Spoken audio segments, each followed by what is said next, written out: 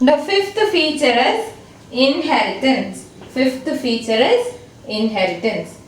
Inheritance is the process by which a class acquires the properties of another, like a child acquiring features of the parent. ഒരു class വേറൊരു ക്ലാസിന്റെ features acquire ചെയ്യുന്ന പ്രോസസ്സിനെയാണ് inheritance എന്ന് പറയുന്നത്.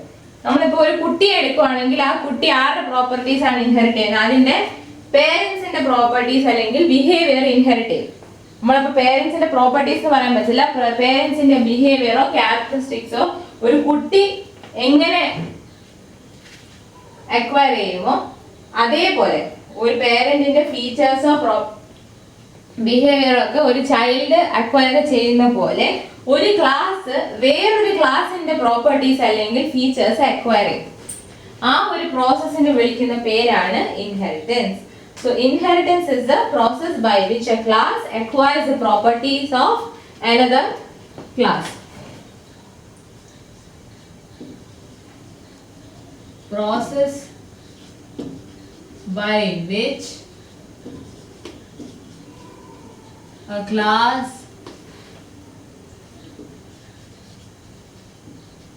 acquires the properties of another class.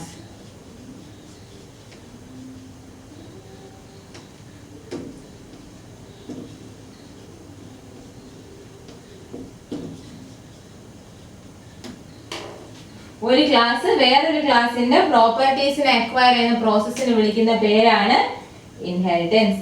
So it is the process of creating a new class from an existing class. It is the process of creating a new class from an existing class. ഇപ്പൊ exist ചെയ്യുന്ന ഒരു ക്ലാസ്സിൽ നിന്നും നമ്മൾ ഒരു പുതിയ class create ചെയ്യാൻ ശ്രമിക്കുമ്പോഴാണ് ആ ഒരു പ്രോസസ്സിനെയാണ് ഇൻഹെറിറ്റൻസ് എന്ന് പറയുന്നത്. ഒരു എക്സിസ്റ്റിംഗ് ക്ലാസ്സിൽ നിന്നും ഒരു പുതിയ ക്ലാസ്സിനെ ക്രിയേറ്റ് ചെയ്യുമ്പോൾ ക്രിയേറ്റ് ചെയ്യുന്ന ആ പ്രോസസ്സിനെയാണ് ഇൻഹെറിറ്റൻസ് എന്ന് പറയുന്നത്. അപ്പോൾ ഓൾറെഡി എക്സിസ്റ്റിംഗ് ക്ലാസ്സിനെ ബേസ് ക്ലാസ്, സൂപ്പർ ക്ലാസ് അല്ലെങ്കിൽ പേരന്റ് ക്ലാസ് എന്ന് പറയും. ന്യൂലി ക്രിയേറ്റഡ് ക്ലാസ്സിനെ derived class, sub class or child class എന്ന് പറയും. അതില് അപ്പോൾ ഈ ക്ലാസ്സുകൾക്ക് പേരുണ്ട്. എക്സിസ്റ്റിംഗ് ക്ലാസ്, ഓൾറെഡി എക്സിസ്റ്റ് ചെയ്യുന്ന ക്ലാസ്, ഓൾറെഡി നിലവിലുണ്ടായിരുന്ന ക്ലാസ്സിന് എന്ത് പേര് വിളിക്കും? Base class, super class or parent class. Base or super or parent class. Already exist ചെയ്യുന്ന ക്ലാസ്സിനെ ബേസ് ക്ലാസ് എന്നോ സൂപ്പർ ക്ലാസ് എന്നോ പേരന്റ് ക്ലാസ് എന്നോ വിളിക്കും. അതുപോലെ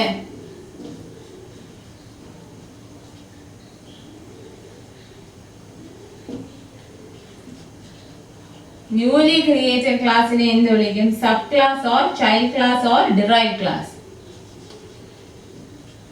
derived, sub or child class എന്ന് വിളിക്കും.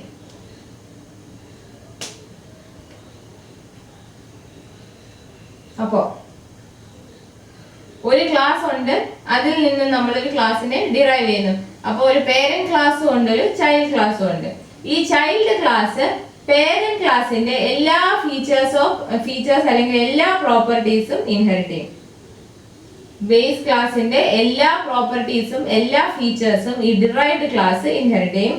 അതുകൂടാതെ ഡിറൈവ്ഡ് ക്ലാസ്സിന് അഡീഷണൽ ഫീച്ചേഴ്സ്, അതിന്റെ മാത്രമായ അഡീഷണൽ ഫീച്ചേഴ്സും ആവാം. അപ്പൊ നമ്മൾ പറയുന്നത് എന്താണ്? ഒരു എക്സിസ്റ്റിംഗ് ഒരു ബേസ് ക്ലാസ്സിൽ നിന്നും ഒരു ഡിറൈവ്ഡ് ക്ലാസ് നമ്മൾ ഉണ്ടാക്കുന്ന സമയത്ത് ഡിറൈവ്ഡ് ക്ലാസ് ബേസ് ക്ലാസ്സിന്റെ എല്ലാ പ്രോപ്പർട്ടീസും അക്വയർ ചെയ്യും, എല്ലാ പ്രോപ്പർട്ടീസും ഇൻഹെറിറ്റ് ചെയ്യും. അതോടൊപ്പം തന്നെ നമുക്ക് നമ്മൾ ക്രിയേറ്റ് ചെയ്ത ഡിറൈവ്ഡ് ക്ലാസ്സിന് അതിൻ്റെതായ പ്രോപ്പർട്ടീസും ആവാം, അഡീഷണൽ ഫീച്ചേഴ്സ്, അതിൻ്റെതായ അഡീഷണൽ ഫീച്ചേഴ്സും ആവാം. പക്ഷെ അതിൽ പറയുന്ന ഒരു കാര്യം, ഈ ഡിറൈവ്ഡ് ക്ലാസ്സിന് അതിൻ്റെതായ അഡീഷണൽ ഫീച്ചേഴ്സ് ഉണ്ടെങ്കിലും അത് ബേസ് ക്ലാസ്സിനെ അഫക്റ്റ് ചെയ്യില്ല. അത് ബേസ് ക്ലാസ്സിനെ അഫക്റ്റ് ചെയ്യില്ല. So the major advantage of inheritance is reusability of code. ഇപ്പൊ എന്താ പറയേണ്ടത്? Child class inherits all the features of parent class. Parent ക്ലാസിന്റെ എല്ലാ ഫീച്ചേഴ്സും അല്ലെങ്കിൽ എല്ലാ പ്രോപ്പർട്ടീസും ചൈൽഡ് ക്ലാസ് ഇൻഹെറിറ്റ് ചെയ്യും. പിന്നെ child class can have its own additional features.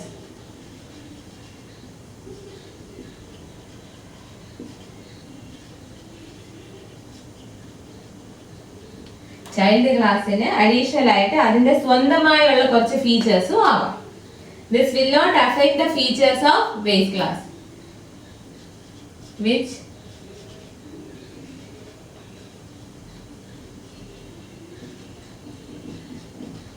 will not affect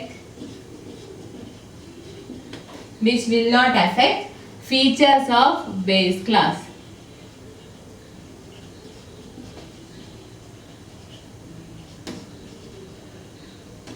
നമ്മൾ എന്താ പറയുന്നത്, ചൈൽഡ് ക്ലാസ്സിന് അഡീഷണൽ ആയിട്ട് അതിന്റെ സ്വന്തമായുള്ള ഫീച്ചേഴ്സ് ആകാം. അങ്ങനെ ഫീച്ചേഴ്സ് ആവുന്നത് കൊണ്ട് ബേസ് ക്ലാസിന്റെ ഫീച്ചേഴ്സിനെ അത് അഫക്ട് ചെയ്യുന്നില്ല. അപ്പം ഈ ഒരു പ്രോപ്പർട്ടി ഉള്ളത് കൊണ്ട് തന്നെ നമുക്ക് എന്താണ്, ഇൻഹെറിറ്റൻസിന് ഒരു അഡ്വാൻറ്റേജ് ഉണ്ട്. That is there is reusability of code. Major advantage is reusability of code. So advantage of inheritance is reusability of code. ഈ ഫീച്ചേഴ്സ് ഇൻഹെറിറ്റ് ചെയ്യുന്നതുകൊണ്ട് കോഡ് നമുക്ക് റീയൂസ് ചെയ്യാം. The features of a class already defined and tested can be reused in a derived class. For this, we need not make any changes in the base class. അതായത് already define ചെയ്ത ക്ലാസ്സിലുള്ള ഫീച്ചേഴ്സും അതായത് already defined ആയിട്ടുള്ള ക്ലാസ്സിലെ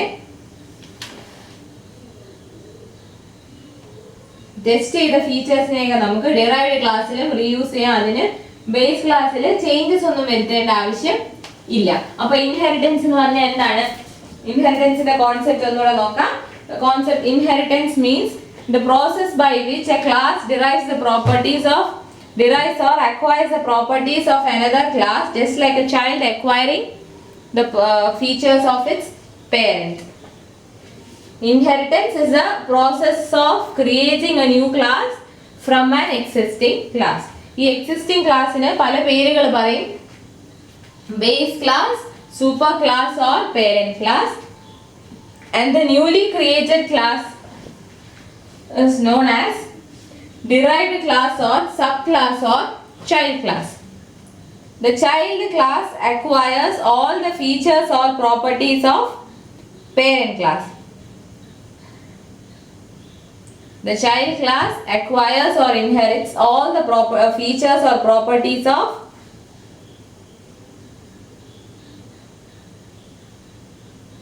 parent class, and the child class can have its own additional features also.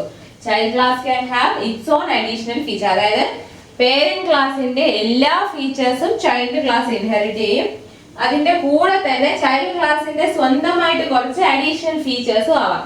Base ക്ലാസ്സിന് ഇല്ലാത്ത കുറച്ച് അഡീഷണൽ ഫീച്ചേഴ്സ് ചൈൽഡ് ക്ലാസ്സിന് ആകാം. പക്ഷെ ഈ ചൈൽഡ് ക്ലാസ്സിന് അതിൻ്റെതായ ഫീച്ചേഴ്സ് ആകുന്നത് കൊണ്ട് ബേസ് ക്ലാസ്സിനെ ഒട്ടും അഫക്റ്റ് ചെയ്യുന്നില്ല. അതുകൊണ്ട് തന്നെ ഇൻഹെറിറ്റൻസിന്റെ ഒരു അഡ്വാൻറ്റേജ് എന്ന് പറയുന്നത് reusability of code.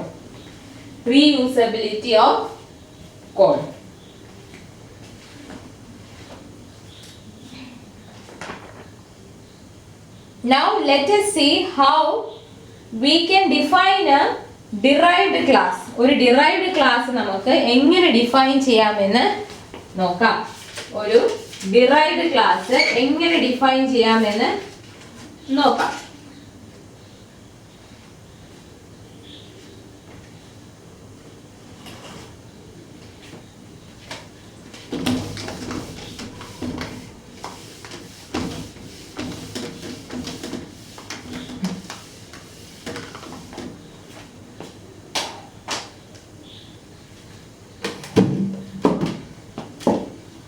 Definition of derived class.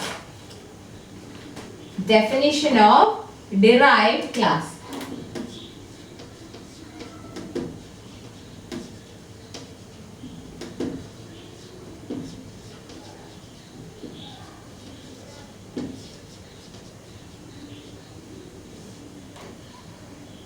A derived class definition includes the following components.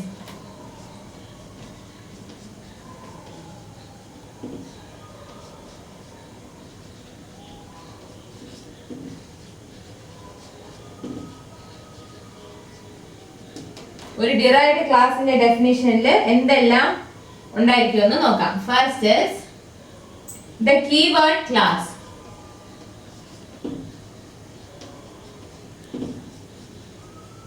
Class എന്ന keyword ഉണ്ടായിരിക്കണം.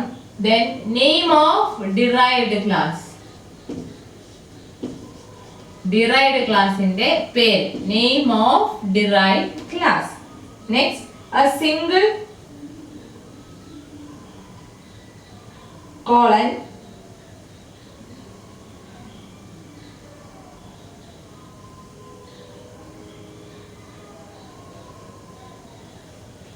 a single column ഒരു single column ഉണ്ടായിരിക്കും. Then the type of derivation.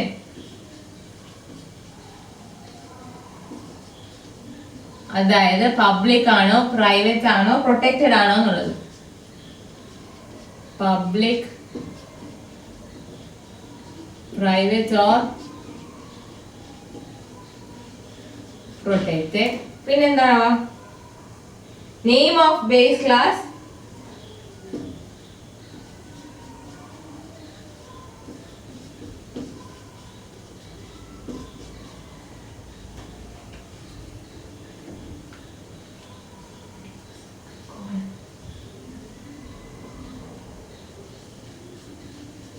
Single colon, type of derivation, name of base class and remainder of class definition.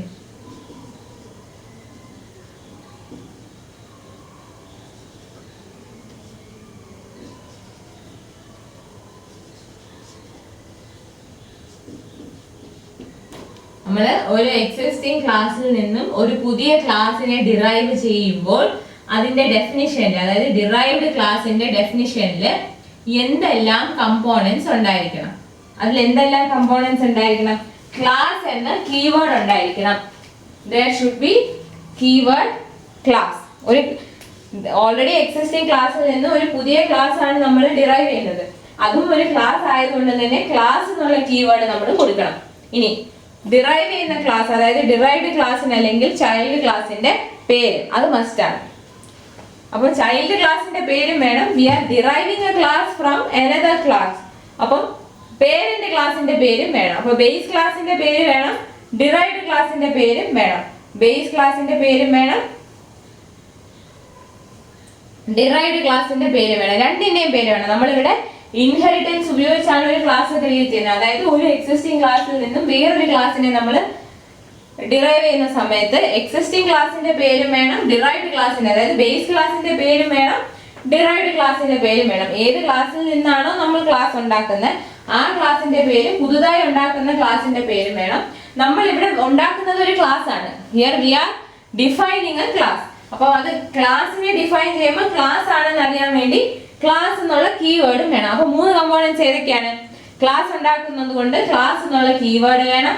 പിന്നെ ഏത് class ആണോ നമ്മൾ പുതിയതായിട്ട് ഉണ്ടാക്കുന്ന ക്ലാസിന്റെ പേര് അത് വേണം.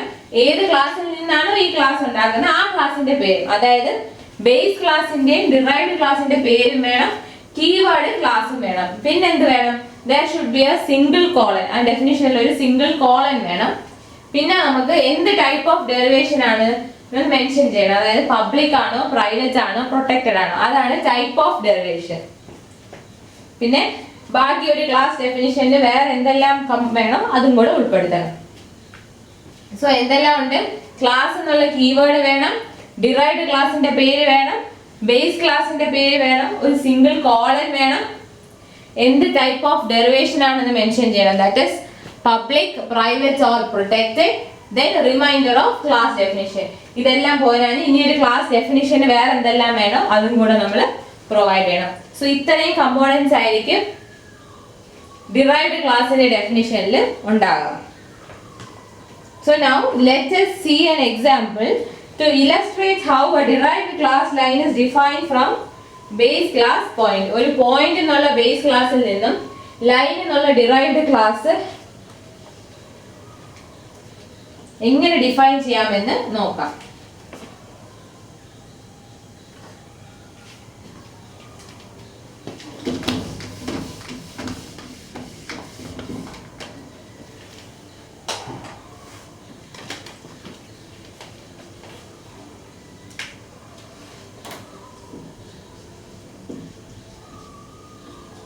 To illustrate how a derived class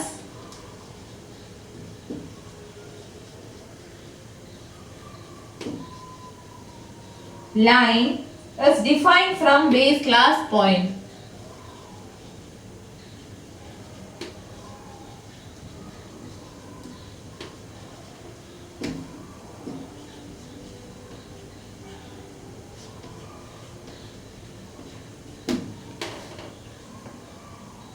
point എന്നുള്ള ക്ലാസ്സിൽ നിന്നും ലൈൻ എന്നുള്ള ക്ലാസ് ഡിറൈവ് ചെയ്യണം. എങ്ങനെയാണ് നോക്കാം. അപ്പൊ ആദ്യം നമ്മൾ പോയിന്റ് എന്നുള്ള ക്ലാസ് വേണം ആദ്യം ക്രിയേറ്റ് ചെയ്യാൻ. സോ ക്ലാസ് പോയിന്റ് ഇതിനകത്ത് ഇന്റ് xy then public നമ്മൾ പബ്ലിക്കോ പ്രൊട്ടക്റ്റഡ് എന്നൊന്നും കൊടുത്തില്ലെങ്കിൽ അത് പ്രൈവറ്റ് ആവും automatically. void set x int a void set x int a അതൊരു ഫംഗ്ഷൻ ആണ്. x equal to a.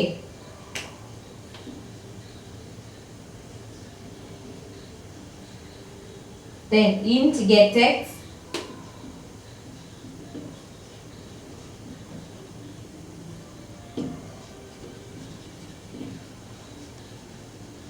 return x.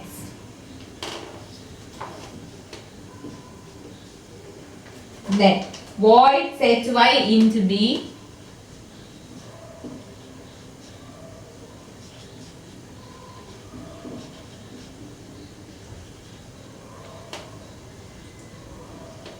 y equal to b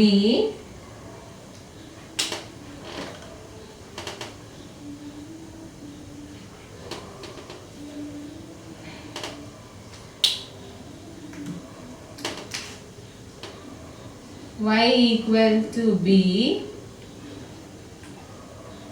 int get y return y.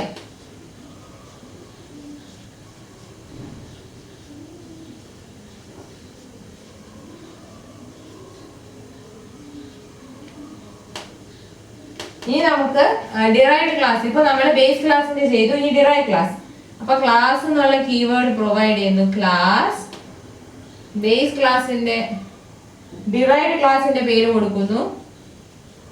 Line single colon provide ചെയ്യുന്നു. Type of derivation public. Derived ക്ലാസിന്റെ base ക്ലാസിന്റെ പേര് point. Class എന്നുള്ള keyword derived ക്ലാസിന്റെ പേര് single colon type of derivation name of base class. ഇനി ഒരു class define ചെയ്യാൻ എന്തെല്ലാം ബാക്കി വേണം അതാണ് ഇത് കൊടുക്കുക. int length float slope int length float slope ഇത്രയും പ്രൈവറ്റ് ആണ്. അതുകൊണ്ട് നമ്മൾ പ്രൈവറ്റ് ഇത് കൊടുക്കണമെന്നില്ല. പ്രൈവറ്റ് എന്ന് പറയുന്നത് ഓട്ടോമാറ്റിക്കലി ആയിക്കോളും. then പബ്ലിക് ആയിട്ട് കൊടുക്കാനുള്ളത്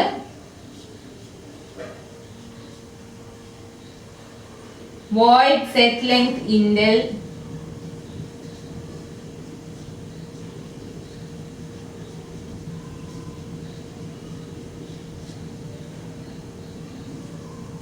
void set length int l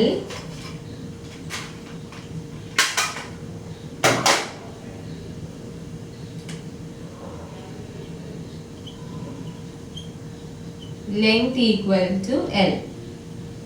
Then int get length return length.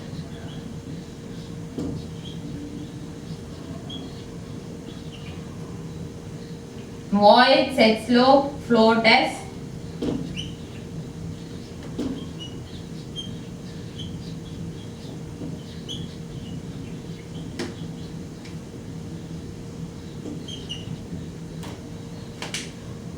slope equal to S.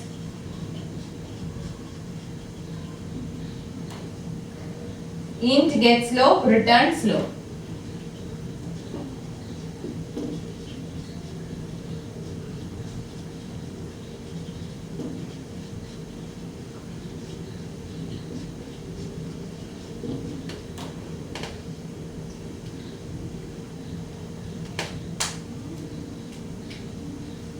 So ഇങ്ങനെയാണ് ഒരു ഡിറൈവ്ഡ് ക്ലാസ് നമ്മൾ എക്സിസ്റ്റിംഗ് ക്ലാസ്സിൽ നിന്നും ഡിറൈവ് ചെയ്യുന്നത്. ഡിഫൈൻ എക്സിസ്റ്റിംഗ് ക്ലാസ്സിൽ നിന്നും വേറൊരു ക്ലാസ്സിനെ ഡിറൈവ് ചെയ്യുന്നു. അതിന്റെ ഡെഫിനിഷൻ ആണ് എഴുതിയിരിക്കുന്നത്. ആദ്യം നമ്മൾ ബേസ് ക്ലാസ്സിനെ ഡിഫൈൻ ചെയ്യണം.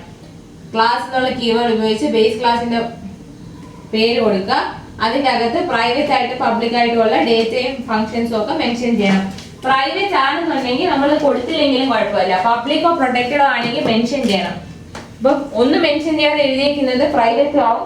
ബൈ ഡിഫോൾട്ട് അത് പ്രൈവറ്റ് ആണ്. അതുകൊണ്ടാണ് പ്രൈവറ്റിന് നമ്മൾ പ്രൈവറ്റ് എന്ന് സ്പെസിഫൈ ചെയ്തില്ലെങ്കിലും പ്രശ്നമില്ല. പബ്ലിക് ആയിട്ടുള്ളത് പബ്ലിക് എന്ന് മെൻഷൻ ചെയ്തതിന് ശേഷം ബാക്കി സെറ്റ് ഓഫ് സ്റ്റേറ്റ്മെന്റ്സ് എഴുതാം. പബ്ലിക് ആയിട്ടുള്ള ഫംഗ്ഷൻസും ഡേറ്റയൊക്കെ നമ്മൾ പബ്ലിക് എന്നുള്ള സെക്ഷന്റെ അടിയിൽ വേണം എഴുതാൻ. അപ്പൊ പബ്ലിക് എന്നുള്ള കീവേഡ് അവിടെ മെൻഷൻ ചെയ്യണം. അപ്പൊ അത് കഴിഞ്ഞു. അടുത്ത ക്ലാസ് എന്ന് പറയുന്നത് ലൈൻ എന്നുള്ള ക്ലാസ് പോയിന്റ് എന്നുള്ള ക്ലാസ്സിൽ നിന്നും ഡിറൈവ് ചെയ്യണം. അപ്പൊ ആദ്യം നമ്മൾ കീവേഡ് ക്ലാസ് കൊടുക്കണം. ഒരു ക്ലാസ് ആണല്ലോ ഇവിടെ ക്രിയേറ്റ് ചെയ്യുന്നത്. അതുകൊണ്ട് കീവേഡ് ക്ലാസ് കൊടുക്കുക. ഡിറൈവ്ഡ് ക്ലാസിന്റെ പേര് കൊടുക്കുക ലൈൻ. പിന്നെ ഒരു സിംഗിൾ കോളൻ പ്രൊവൈഡ് ചെയ്യുക. അത് കഴിഞ്ഞ് ടൈപ്പ് ഓഫ് ഇൻഹെറിറ്റൻസ്, അത് പബ്ലിക് ആണോ പ്രൈവറ്റ് ആണോ പ്രൊട്ടക്റ്റഡ് ആണോ. പബ്ലിക് ഇൻഹെറിറ്റൻസ് ആയിട്ട് പബ്ലിക് എന്ന് കൊടുത്തു. അത് കഴിഞ്ഞിട്ട് ഏത് ക്ലാസ്സിൽ നിന്നാണോ ഡിറൈവ് ചെയ്യുന്നത്, അതായത് പേരന്റ് ക്ലാസിന്റെ പേര് പോയിന്റ്. അതിനുശേഷം ഒരു ക്ലാസ്സിനെ ഡിഫൈൻ ചെയ്യാൻ ബാക്കി എന്തെല്ലാം കാര്യങ്ങൾ വേണോ അത് അതിനകത്ത് include ചെയ്യാം. So this is how you define a derived class from base class. This is how you define a derived class from base class.